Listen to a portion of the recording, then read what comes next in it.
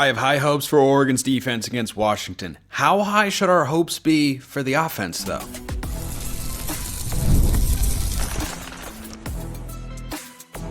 You are Locked On Ducks, your daily podcast on the Oregon Ducks. Part of the Locked On Podcast Network, your team every day.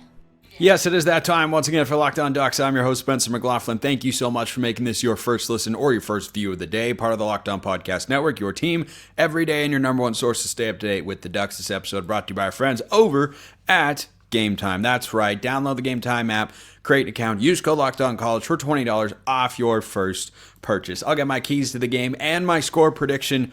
Is Oregon getting Jahlil Florence back? Maybe. Is Oregon basketball back? Definitely. Oh, man. Good stuff. Good stuff. All right, let's talk about the offense. So, Tez Johnson expected to play. Marcus Harper? I don't know. Jordan Birch? I don't know. Jahlil Florence? I don't know. But Tez Johnson is there. And the offensive line will have the same guys it's had for the last couple of weeks. And what I would very much like to see in this football game is for Oregon's offense to hit the 30-point threshold. Make no mistake about it.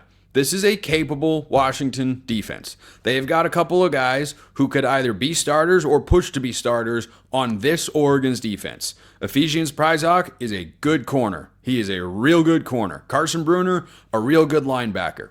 In the trenches, I think they've come on more as the season has gone on. But of course, Oregon should have the advantage going into this game. Every position group that you look at, Oregon should have an advantage in this game, which is why, as I've said all week, all the pressure squarely on Oregon here. And Dan Lanning needs a big win because they should be able to get a big win. There's no reason for Oregon to not win this game by a lot. But then I started thinking, well, that's what I want the offense to do. I want the offense to get back to looking like it did about a month ago at this point, right? Against Illinois, against Michigan, against Ohio State. In those games, offense went up and down the field, looked fluid, wasn't sloppy. But should we expect it to all be rectified this week against Washington? Well, going into the lead up to the Big Ten championship game, yeah, I think you should. That doesn't mean it's going to play out, but when I look at Oregon's offense going into this game, there are not such catastrophic injuries, and Washington's defense is so good that they shouldn't be able to hit the 30-point threshold. The only teams to keep them under 30 points this year, hilariously enough, Wisconsin, respectable team, might not make a bowl game, but a respectable team on the road in game 8 in a row. They played 8 straight games. Wisconsin was at home off bye. And Idaho, 24 points all the way back in week 1. But in that game, at least, Dillon Gabriel wasn't always comfortable, but he was 41 of 49 throwing the football. And we just haven't seen that the last 2 weeks. So it would be super relieving and relaxing as an Oregon fan if you watch this game and the offense at least comes out in the beginning of the game firing on all cylinders. Because Steve Belichick, yes, that Belichick, is on the other side coordinating this Huskies defense. They've been good this year. They have got some legitimate players. But are they as talented as Ohio State? Are they as talented as Michigan? No, they're not. They're closer probably to what Illinois got. They could have a couple more high-end players, but Illinois is about to cap off a 9-win season. And the Illinois game is what I would really like to see here. So offensively for Oregon, if they score 28 or more points, I think that's fine. Because I'm not going to overlook how sound this Washington team can be schematically and how tricky they can be with their coverages. And you heard Roman talk on yesterday's show about the blitzes and whatnot. They have done a good job in that area, and it's been the strength of their team this year. I still have far loftier expectations for the defense in this game.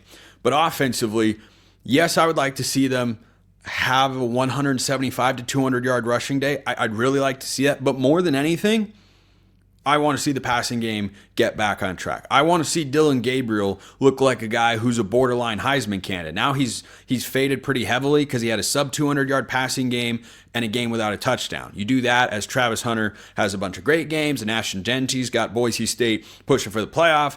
And I don't need to see Dillon Gabriel win the Heisman Trophy or play as, the best guy in all of college football for Oregon to win the national championship. But he does need to look more like the guy who was orchestrating drives early in games in particular that put the game away before it even felt like it got started. Against Purdue, the game was over quickly. Illinois, game was over fast.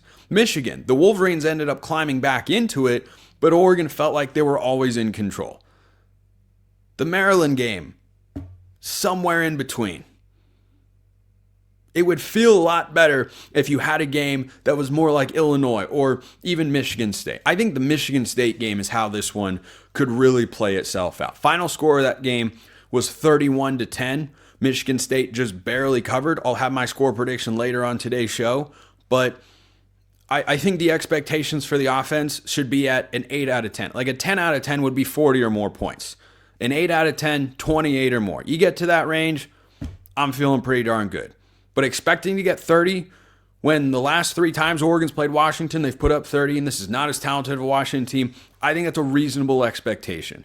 But I don't necessarily expect that the offense plays its best football game of the year and explodes, because Lanning and Stein have been saving up this 50-point explosion just for the Washington game to get back at them for the last 2 matchups and whatnot. Not expecting any of that. But I do think it is completely reasonable to expect the offense to not have things when you're at home off a bye against a solid but not great opponent.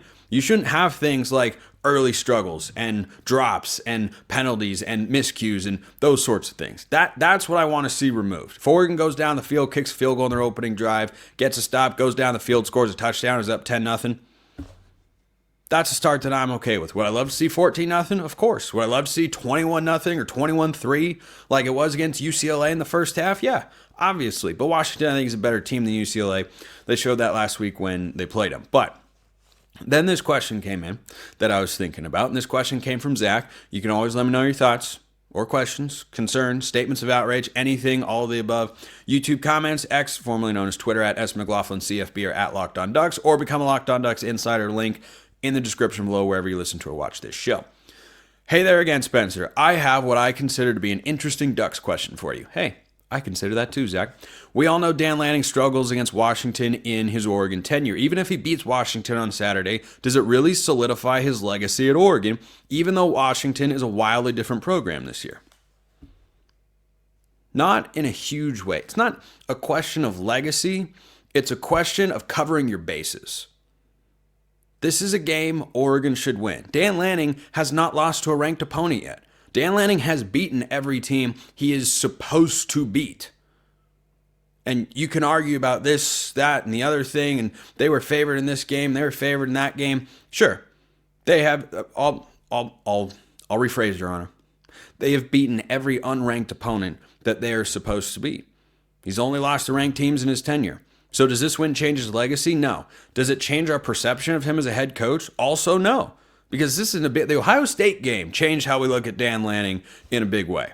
This game isn't going to do that. What it is going to do is just get that extra level of buy-in, or just really avoid a mental disaster or breakdown from a bunch of Oregon fans that, oh my gosh, if he can't beat Washington now, when's he going to do it? Washington's only going to get better. I fully believe that. I also fully believe Lanning can field a team every year that beats whatever Washington can put on the field season after season. But I don't think this changes Lanning's legacy. His legacy is at the point where he's 33-5 as a head coach.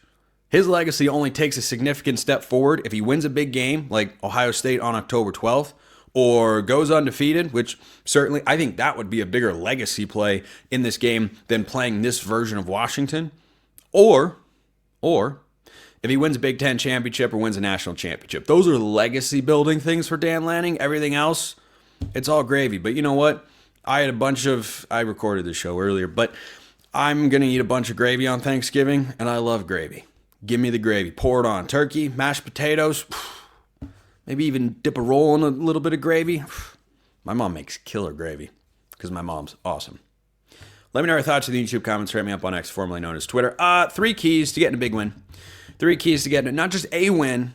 This has been the luxury problem Oregon's had for a while. It's not keys to victory. It's keys to getting a big victory. Oregon could do none of these things and still win the game. But if they do 2 or 3 of them, they'll win big. I'll tell you what those are next.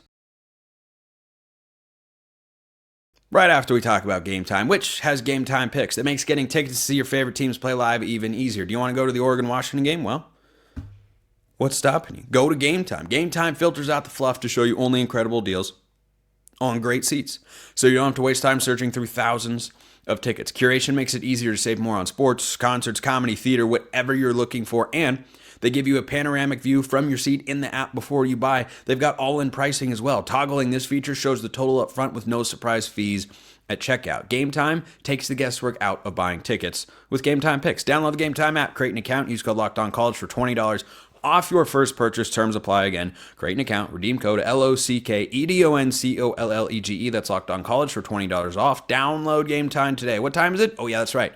It is game time. Today's second segment sip was more of a second segment gulp, so thought I would spare you of that. But let's get into our keys to the game. So, key number one. Key number one for Oregon against Washington. This is, again, a key to win big. Not to win. Oregon could go 0 for 3, batting 0, getting an F, all those sorts of things. 2 out of 3 would technically be an F, so maybe it's better to do a batting average. But you go 0 for 3. An afternoon where the fans of the ballpark are saying, wow, that guy stunk today. He didn't even put the ball in play. And Oregon can still win this game because they've got the advantage in just about every area. Heck, they've got a special teams advantage, which I'll get to in just a moment. Stop Jonah Coleman. Jonah Coleman is really good. And when I have watched Oregon's defense this year, I think they have been more vulnerable defending the run than they have defending the pass. Now, that's splitting hairs because they have been great in both areas. And there is still, well, Billy Edwards Jr. hit the 200-yard mark by 6 yards. So he and Will Howard are still the only guys. Quarterbacks are 2 for 11, throwing for over 200 yards. I do not expect that to change in this football game. I talked on Wednesday's show about how this is a capable Washington receiving corps. Denzel Boston and Jeremiah Hunter, those are real receiving targets. They throw the ball to Jonah Coleman every now and then. You'll see him get involved on a screen pass or two. But when he's running the football, he'll have a couple carries in this game, just be warned, where you're going to be impressed. I have been a big Jonah Coleman fan for a while. He was an important piece to bring from Arizona up to Washington with Jedd Fisch. Arizona's offense since Fisch left stinks. And Washington's is, well, it's not great. But this says more about Jedd Fisch, the head coach, than it does Jonah Coleman in particular. Because Arizona lost a bunch of other guys. An NFL receiver, Jacob Cowing, who's a return man for the 49ers, starting offensive lineman for the Packers, their running back, their leading tight end. They lost a bunch of guys. But if you want to know what to think in the long run about Jedd Fisch at Washington, I think he can succeed. It's a matter of whether he sticks around. Because if he builds Washington back up to being at a conference championship level, which we know they can be at, well, what if Billy Napier regresses next year and he goes back to winning 4 or 5 games and Florida says, I'm out? Jedd Fisch will be one of the top candidates for that job, especially if he's got Washington on a majorly upward trajectory. So Jonah Coleman is a really important piece for this offense, particularly because they don't know what they're doing at quarterback. Will Rogers has had turnover problems this year, and Damon Williams hasn't actually started a football game. He's played in a bunch of them, but he's like Aiden Childs. You know, he gets a series every now and then to make sure that he doesn't transfer and to get him some experience going into next year because they know, well, he's going to be the guy of the future and this season isn't going to amount to much anyway. That's what they've been doing with him. He could start in this game. Will Rogers could start in this game. Whoever it is, now Washington's offense under Jedd Fisch is at its best when it has a running game and they can incorporate the play action. So stopping Jonah Coleman, or at least keeping him contained, you keep him under 100 total yards in this football game, I have a hard time seeing Washington putting up 2 touchdowns or more. So that's key number 1. Key number 2 is protecting Dillon Gabriel. Oregon's had a bye. The offensive line should play better than they did against Wisconsin, and I thought they were fine against Maryland. They did allow a sack or 2, which is the standard that Oregon has set up front. Like, talk about a high bar. You say, yeah, Gabriel got sacked in that game. The offensive line stunk. He was under more pressure than that, particularly in the Wisconsin game, than the numbers are indicative of. But protecting Dillon Gabriel is key number 2 because he's got Tez Johnson back, and he doesn't need to be thinking about anything other than, hey, where do I want to go with the football here? Because that's when he's been at his best. When, as Jake Butt, who called the Oregon-Maryland game, put it to me, I never know where Oregon's going with the football. Well, I don't either. It's a lot easier to predict where he's going with the football, though, if he's got pressure in his face. So when he has time to sit back there and slice and dice, I think that's when this Oregon offense is at its best. I'm done expecting. I'm still hoping to see the running game pop off for a 175 to 200 yard effort. I'm still waiting for that. I would love for it to come around, but I'm not getting my hopes up about it. So what do you need to have for the offense to therefore be at its full potential if you're not going to go for 200 to 220 on the ground? You have to be able to give Dillon Gabriel time to create explosive plays, to push the ball down the field. As Washington secondary's got a couple of guys, they've been good. They have been really good defending the pass this year. I don't know that they have seen a passing attack necessarily as good as Oregon's. I mean, they saw USC is not anywhere as good. They should be on paper, but they're absolutely not as good as Oregon throwing the football this year. I'm trying to think. Washington State, maybe. John Mateer's a good quarterback, got a couple good receivers. Our old friend Chris Hudson is up there, having a good year for the Cougs. Yeah, those are kind of the top teams, passing-wise. Penn State, I don't have a lot of confidence in Penn State. So I'm curious to see how this Washington pass defense that's been really good this season matches up against this Oregon passing offense off of a bye. I expect them to be better. I would like to see at least 80% or so of what they were against Michigan or Illinois or any of those big offensive explosion games this year. So that's key number 2, protect Dillon Gabriel. Key number 3, force turnovers. This is one that I will be disappointed in the defense. If there isn't at least one, there should probably be 2 or 3. So if Will Rogers plays, he's got a 14-7 touchdown interception ratio this year. Not great. He started off the season as well, protecting the football through the first half of the year. And over the second half of the season, they've played more and more of Damon Williams because Will Rogers has had issues protecting the football. Inaccurate throws, bad decisions, getting hit as he throws. There are a lot of ways for Oregon to create turnovers in this game, which is why I listed as one of the keys. Because I don't trust Washington's defense enough to where I feel like they can get a quick 3 and out if, Will Rogers has got him at midfield and then Oregon, gets an interception and returns it to the 45-yard line of Washington. I don't think this Washington defense is going to be able to just get Oregon immediately off the field. So I think they can bend but not break, and they've been good in the red zone this year. But they don't strike fear into me as an Oregon fan, as someone saying, well, Washington's defense is going to be tough to move the ball. It can be if Oregon makes it tough, but I don't think Washington can just get off. If Oregon were to, let's say, throw an interception, Dillon Gabriel's been known to do that from time to time, and they move the ball down to the Oregon 45 or 40-yard line, total confidence that the Ducks can get off the field in that spot. Seen them do it. They did it against Purdue where the Boilermakers would run it down the field, they'd move, and then all of a sudden they'd stall. And that has been a hallmark of this Washington offense. Get down the field, and once you get close to scoring the football, it all goes awry. So if you force turnovers, there are just a lot of different ways to do it. Picking off Will Rogers, you could have a young quarterback in Damon Williams starting at Autzen Stadium. You have an offensive line that has not been good this year against a great Oregon front, talented secondary, Jabbar Muhammad against his own team. Bryce Betcher gave a quote saying how much he hates playing the Huskies and wants to beat them and such, and it's his last time to do that. There are just a lot of factors. So if there are no turnovers in this game, I'd be a little disappointed unless, of course, Oregon keeps the Washington offense under 10 points, in which case I say, all right, you get a pass. My score prediction, I've got Oregon 30-13. 19.5 is a big number. It's still a rivalry game. Oregon's a better team across the board. I fully expect the Ducks to win. I hope they win by a lot more than that. In a rivalry game like this, you probably swallow the points. 30-13, Oregon wins. I'll give Washington a cover here, but I think this is a big day for the defense. Let me know your score predictions. Drop them in the YouTube comments below or hit me up on the old Twitterverse. Is Jahlil Florence going to be back? Does he even play if he is back? Well, those are two different questions, but here's another question I'm going to answer. What's the ceiling on this Oregon basketball team? Well, you need to stick around for that because I'm going to be gleefully obnoxious. Coming up next.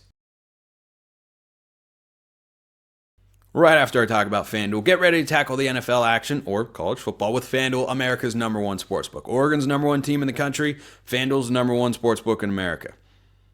Seems like a pretty good combo to me. Right now, new customers can bet $5 and get $150 in bonus bets if you win. FanDuel Sportsbook app gives you everything you need to place live bets on the NFL, all in one place. So when you get a hunch in the middle of the game, you can check out the latest stats, you can view live play-by-play, and so much more on the same page where you place your bets. Just visit FanDuel.com to join today. Again, 115 bonus bets if you win your first $5 bet. How much better does it get? I don't know. You tell me. FanDuel.com, that's the place to go. FanDuel.com, never waste a hunch. Make every moment more with FanDuel, an official sportsbook partner of the NFL. Is Jahlil Florence playing in this game? I mean, look, there's been no official announcement that I've seen. Maybe I missed it. Maybe it's come out by the time this show is releasing. I'm recording this Wednesday night, airing on Friday, so I can enjoy the holiday with the fam. I hope you all had a great and wonderful Thanksgiving and are looking forward to the weekend, and I'm very thankful for all of you. Seriously, from the bottom of my heart, I'm thankful for all of you who listen to the show, especially my everydayers out there. So, is Jahlil Florence back? Boy, that'd be great. Here's a question, though. And a couple people sent this when I tweeted out. There was a photo that Jahlil Florence posted, and the photo is Jahlil Florence with 2 clocks and 2 dots making an ellipses and whatnot, and it's him jumping in the air with Dante Manning from last year's game against Washington. So I don't know. It could mean he's back. I don't know if he jumps right in and plays as a starter, because as many as you have seen this year, Nikko Reed is playing awesome. And I think this is a Matthew Bedford situation. Here's a guy. I did not just unironically and accidentally, I swear, I just accidentally did the Chris Collinsworth. Here's a guy. All right. Okay. Control yourself, Spencer. You're a professional. Come on, man. Get it together. So Jahlil Florence was a starter all of last year when he was healthy. Got dinged up against Washington, actually. Went in and out the rest of the year and such. I've been a big Jahlil Florence fan since 2022. He saw real playing time in his true freshman season. This is a guy who has lived up to his recruiting billing, I think, from the moment he stepped on campus. And I've always been a huge fan of. Now, he's bigger than Nikko Reed, who is, I think, about 2 inches smaller, maybe 10 to 15 pounds lighter. But boy, I'd have a hard time playing Jahlil Florence over Nikko Reed. Because number one, Jahlil hasn't played in a game all season. It wouldn't be his first football game, of course, but hasn't played in a game all year. And number two, I think we've all been watching Nikko Reed blossom this season. He has not just been a guy who has held his own in coverage and done some nice things. He is becoming a monster in the run game. And I just didn't see that in either area last year. You talk about coaching and development for individual players. Nikko Reed is the poster child for that this season. Last year when he was on the field, it was because there was an injury, right? Top 2 corners were Kyrie Jackson, RIP, forever and always Kyrie, on one side, and ideally Jahlil on the other. And then when they were getting injured, that's when Nikko Reed would come into the game and Triquez Bridges would be on the other side. And that usually wasn't a great thing for Oregon's defense. But now Nikko Reed drew the offensive pass interference penalty against Jeremiah Smith in the Ohio State game. He actually got pushed off earlier in that game on Jeremiah Smith's touchdown, the last one that Ohio State scored. If you go look at the route, he runs up, he blatantly pushes off, and the official misses it. But you know what? Potato, Oregon won the game. So Reed is making impact plays, tackling seemingly every single week. Oregon's passing defense has been elite. Why? Because receivers are not getting separation from any of these guys. Whether it's Brandon Johnson or Nikko Reed or Jabbar Muhammad, they have been lights out in coverage. Now, what I wouldn't be surprised to see is Jahlil Florence get some run at nickel in this game. Because he has, I think, dating back to last offseason, cross-trained at the nickel position before. So maybe if Brandon Johnson needs to come out, Jahlil Florence can go in and play the nickel spot. I'm sure he'll play if he's healthy and available. I don't think he steps right back in and starts. When Matthew Bedford finally got healthy and then ended up getting dinged up again, and it seems like the plan is to medically redshirt him. I don't really know 100% at this time, but when that situation was going down, once the offensive line had been fixed, you look around and said, I don't think we're going to mess with this.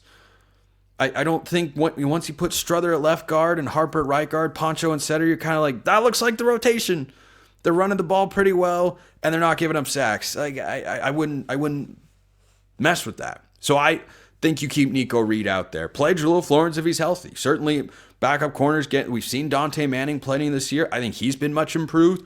But yeah, I don't think Jahlil Florence just steps right in. Before the season, if he'd been healthy, I would have said unequivocally, Jahlil starts over Nikko Reed. Now, after seeing how Reed has played through the first 11 games, Nikko Reed's number 2 corner, and I feel good about that. Shout out Tosh Lupoy. He's a finalist for the Broyles Award, given to the nation's top coordinator. He's never been a nominee before. Do you want to call that the Dan Lanning effect? I certainly would. Tosh Lupoy's been in a lot of places. He deserves a lot of credit. Dan Lanning deserves a lot of credit as well. One of you Locked On Ducks insiders out there sent me a question asking if Oregon has the special teams advantage in this game. I think they actually do at the position that matters most, and that's kicker. Washington's kicking game this year, I am not kidding, it has been worse than Oregon's last year. It has been worse. Go find your nearest Husky friend, I'm sure many of you have them, and say, what's your kicking game been this year? It's not going to be a good response. They have had bad snaps. They have had kicks get blocked. They have had missed kicks from their kicker, Robbie Gross, who has been reliable historically in his career, but it has been rough. Here's what I'm hoping for from Oregon special teams in this game, that it doesn't matter. I hope Atticus Sappington shanks an extra point, bricks a field goal, and it doesn't matter. That's what I don't hope that he misses that, because I want kickers to be confident, of course, and that could become very important down the line. But I hope Oregon makes special teams completely irrelevant. Against Ohio State, it almost became relevant. Botched an extra point, snap and hold and whatnot, almost returned for 2, and then they went for 2 chasing points, didn't execute that. Hope that almost cost Oregon the game, but it didn't. Should not matter in this football game. Oregon should be able to win comfortably. So, that's everything on football for the week. I'm closing. I make a lot of predictions, prognostications. I have discussion points I bring up on the show all throughout the year. I talk mostly football on this show because I know and I see the numbers. That's what you all mostly care about. I understand, love, and respect that. It has also been my mission for the last couple of years to get Oregon fans to engage more with basketball content. We are seeing something that Dana Altman teams haven't done since before the pandemic, and that is play well early in the season. That Oregon team, led by Peyton Pritchard, a point guard from West Lynn. Where have you seen that before? That team going into the NCAA tournament would have been an at-large, probably, I think was going to be like a 4 seed-ish, 4, 5 seed in that sort of range, capable of making a run with Pritchard playing as well as he was. And of course, the tournament got canceled, unfortunately. Oregon is 7-0.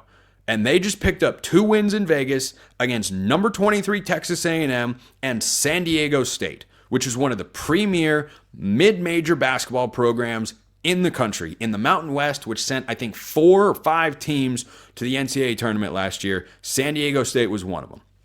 They were in the national championship game 2 seasons ago. Brian Dutcher is a heck of a coach. He has got some they are athletic. The San Diego State defense, wildly impressive. Oregon didn't seem to care. They weren't fazed. They looked like a veteran team. Young teams would have been shaken. Oregon had their shots blocked, went inside, got rejected. Angel had a 3 blocked. Didn't matter. Didn't faze him. The rotation of Oregon bigs, flawless again from Dana. Shellstad wasn't having his biggest game, but did enough. This was a TJ Bamba game. TJ Bamba. Can we call him Mamba Bamba? I don't know. Maybe that's too corny. You let me know. But this is a phenomenal start to the year. And I said coming into the season, I said 2 things. Number 1, Oregon picked 6th in the Big Ten. That's too low. They can be much better than that. Number 2, there's no reason this team can't be dangerous in March. What they just pulled off is the equivalent of winning, I'll go with, a first and second round game and getting to the Sweet 16, and they did it in consecutive days, by the way, and then won both games by 10 points.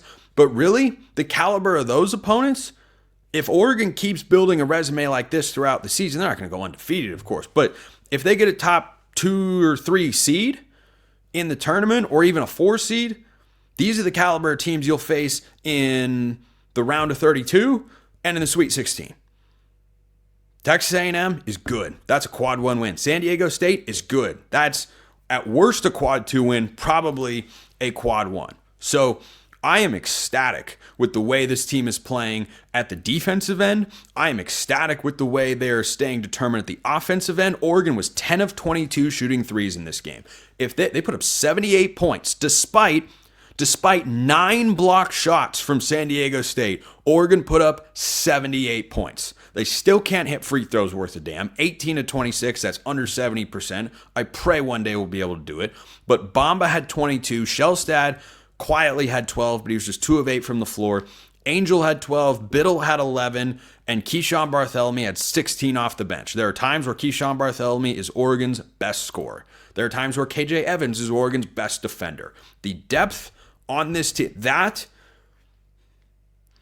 sequence in Vegas, those 2 wins against those caliber of opponents, that is what this team is capable of. We'll see if they maintain it for a season. Maybe at the end of the year, we'll be looking back and reminiscing on the good old times when Oregon basketball had given us hope.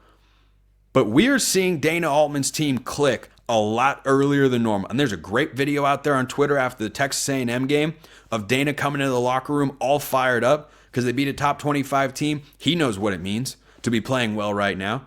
He knows what this team is capable of, and he's still in it. He is still fired up. For all the people that once upon a time wanted to get rid of Dana Altman, and I was saying, no, I don't think so, not quite yet.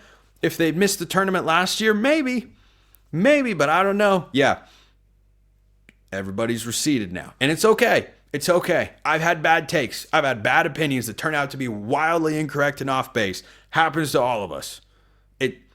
Don't feel too bad about it. Feel great about this Oregon team. They have got depth. They have got size. They play defense. They have got shot blocking. They've got perimeter shooting. Everything that you want. They got everything you want. I watch the other teams that are good in college basketball. A lot of great ones out there. As always, I see no reason that Oregon doesn't have the athletes, the shooting, the coaching, the veteran experience to go toe-to-toe with them. And it's early in the year. We'll see how they hold up against a Purdue and an Illinois or a Wisconsin, who, is usually a solid program in the Big Ten. Admittedly, I don't know what they are across the board this year. But I have been bullish on this Oregon basketball team for a while. I remember the day they got TJ Bamba. I had a layover in an airport somewhere. I think it was in Chicago. And I was on my way to media days, and they got TJ Bamba, and I said, wait, Raheem Moss is coming off the bench, and we're going to start TJ Bamba? Yeah, this is why. That version of Oregon is really, really good. So if you look at the Ducks and see 7-0, the 5-0, it was a little fluky, little fluffy. Not super high caliber competition. A couple of games they could have or should have lost against Oregon State and Portland, but they found a way to win. That's what matters. And immediately after that stretch, they're playing really good basketball. And I hope they sustain it. I hope they stay healthy. Fingers crossed. Knock on wood. We're ending on that. Good vibes going into the weekend. Let's hope Oregon beats Washington soundly. Appreciate everyone listening. I'll see you next time. Have a wonderful rest of your day, and go Ducks.